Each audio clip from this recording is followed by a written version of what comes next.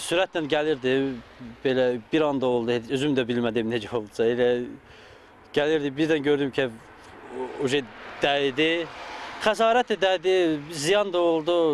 Yüksək sürət və ehtiyatsızlıq bu iki amil yol qəzalarının əsas səbəbi sayılır. Sürücü Ədalət Nəzərov da məhz bu amillərin ucbatından qəzaya uğradığını deyir. O bu hadisədən ayaq və qol nahiyəsinin sınığı xəsarətləri ilə qurtula bilsə də, statistik məlumatlara görə ildən ilə yol nəqliyyat qəzalarında həlak olanların sayı getdikcə artır.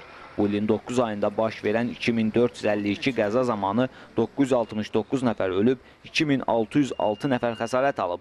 Ötən ilin müvafiq dövrü ilə müqayisədə qəzalar 107, xəsarət alanların sayı isə 154 nəfər azalsa da, ölənlərin sayı 127 nəfər artıb. Şimal bölgəsində də qəzalarda ölüm statistikası yüksəkdir. Son 10 hadisədə 12 ölüm, 23 yaralı qeydə alınıb. 30 ildən artıq sürücülük təcrübəsi olan Binəli Tosoyev qəzaların artmasını sürücülərin təcrübəsizliyi və polisin zəif nəzarəti ilə əlaqələndirir. Polisin nəzarəti çox zəifdir, hansı mənada zəifdir? Yəni, bunlar sürücülük vəsiqəsi alanda imtahan vermədən alır. Hamısı bilir ki, bu pulla alınır. Ona görə də onlar ondan öyrənir, bundan öyrənir. Maşın sürməyi, rolu tutmağı öyrəndi, deyir, mən sürücüyəm. Ona görə də gedirlər, bu qəzalar baş verir. Sürücülərin yolda intizamına nəzarət etməli olan dövlət yol polisi əməkdaşları da hesab edir ki, yol nəqliyyat hadisələrinin artması sürücülərin sürət həddini keçməsi və qaydalara riayət etməməsi səbəbindən baş verir. İnspektor Azad Əsədovun sözlərinə görə sürücülər daha çox ötmə əməliyyatı apararkən qaydaları pozurlar.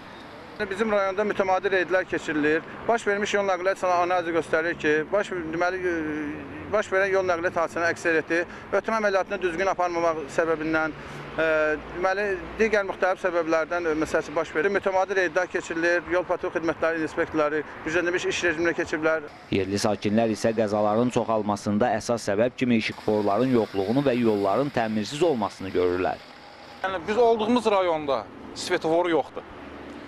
Təbii ki, hər hansı bir sürücü, Quba rayonunda olan bir sürücü gedib Bakıda təbii qəza törədəcək. Hər hansı bir sürücü bilmədən yol hərəkətdə olduğu zaman müəyyən qədər görür ki, yol yaxşıdır, yüksək sürətlə hərəkət edir maşını.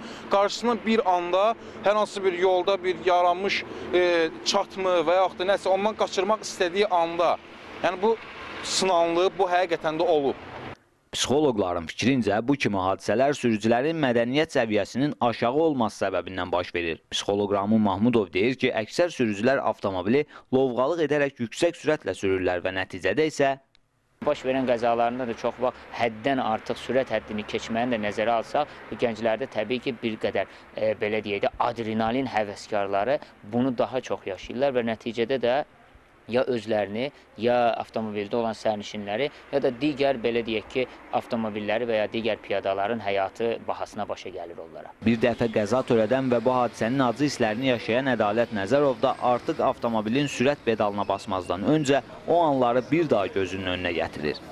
Ümumiyyətlə, yəni, tövsiyə edirəm ki, sürməsinlər yüksək sürətlə. O, bəla gətirib çıxardır. Həm özümə ziyan olur, həm maşına ciddi ziyan deyil.